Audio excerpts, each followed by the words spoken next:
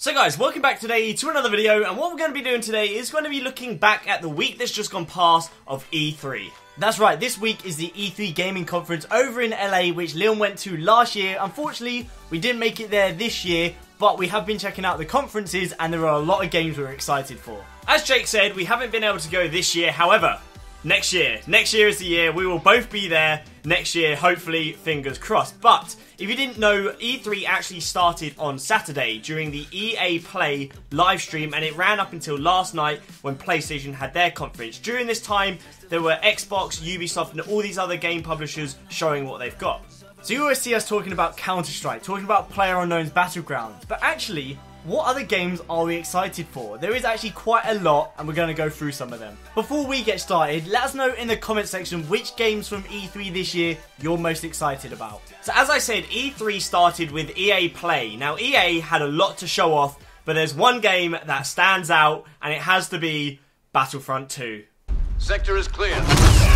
Not clear, not clear! So we are massive Star Wars Battlefront fans. I remember as kids playing Star Wars Battlefront 2 all the time against each other. Now, the first Battlefront was okay, but this one, they're really taking the feedback on board, and it looks insane. So the teaser trailer had us hyped and interested, but the multiplayer gameplay trailer was unreal. Darth Maul, Kylo Ren, the music, watching this trailer for the first time, it was unreal.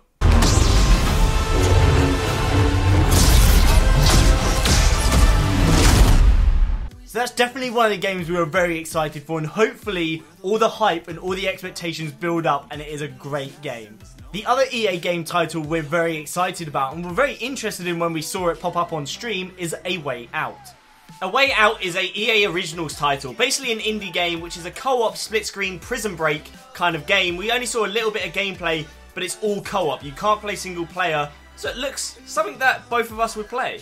So we enjoy playing games, especially ones we can play together. Duos on PlayerUnknown. We've played other games in the past, like Portal 2, the whole way through together. So this looks like our ideal game to play together.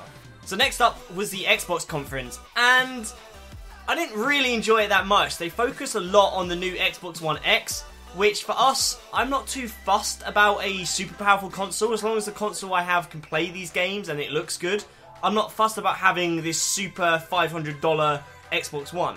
They did showcase a lot of games which, to be honest, I can't actually remember what they were, but there was one which stood out to us, which probably won't actually stand out to many other people, but that was Ori and the Will of the Wisp.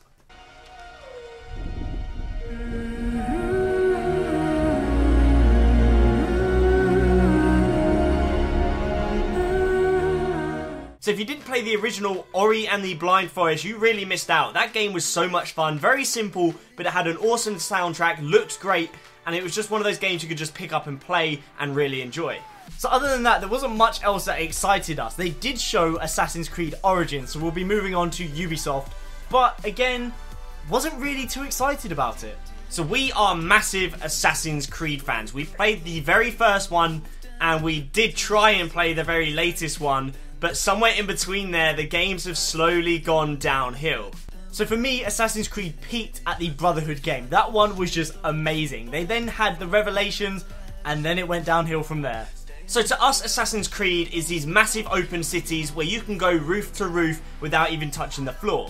Now with the latest Assassin's Creed games, they added boats, they added trees, they added forests, they added all this open area, which for us, it doesn't quite feel like the old Assassin's Creed that we used to enjoy. It seems like they've turned Assassin's Creed based on the Origins gameplay into like an RPG style game where you have to travel to destinations rather than the Assassin's Creed that we used to love. But Assassin's Creed Origins does have our attention. This time it is set in Egypt, the start of the Assassin's Creed, which is quite an interesting storyline, but it just depends how the game plays. I definitely think we will pick it up and we will give it a go because, as we said, we love the series. So we haven't played many of the Far Cry game series. It's one of those games we've always been a bit unsure about, but the latest one, Far Cry 5, looks really good. As Jake said, we've never really been big Far Cry fans. We have seen gameplay, we have seen the other games, and some of them have looked really good. So this one, again, definitely has our attention, and we can't wait to see more. So a different type of game that Ubisoft showed off last night was The Crew 2, a racing game which they've added boats and planes to. Now the city driving looks awesome. You can go from like one city to another in an open world. Looks really, really good, and I can't wait to play it. So lastly, moving on to Sony, which for me personally won E3. I think they had the best conference and the best games. So I think one of the best games they showed was the last one they showed, which was in fact the Spider-Man game. Too close.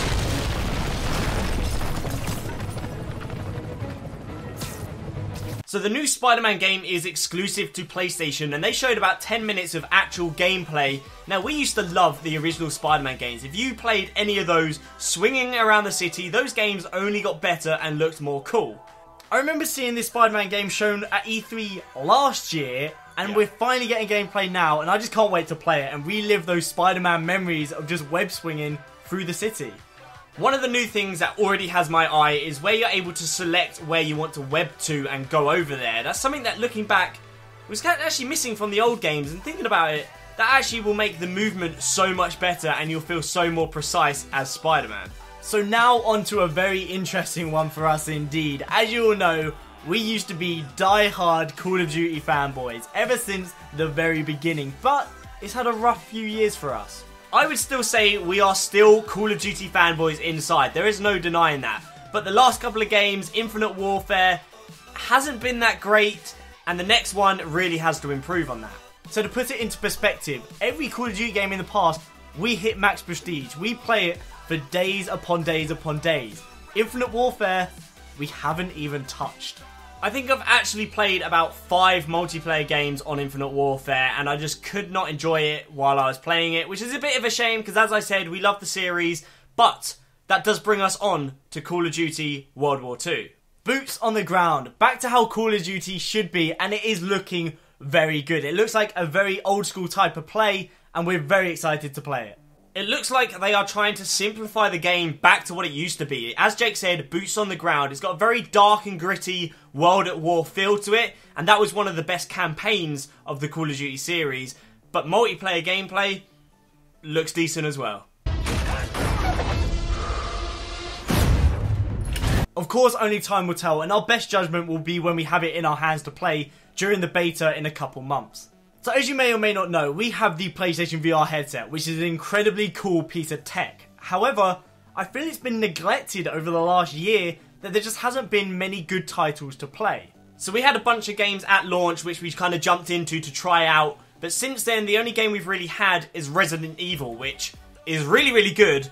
Too scary for us to play. Yeah, we haven't played it as far enough as we should have. Sony did have a portion for VR, and one of the games was called The Impatient, which is a horror game. Horror is probably the best genre for VR, even though it scares us to death, and it looked quite good. It was called The Impatient.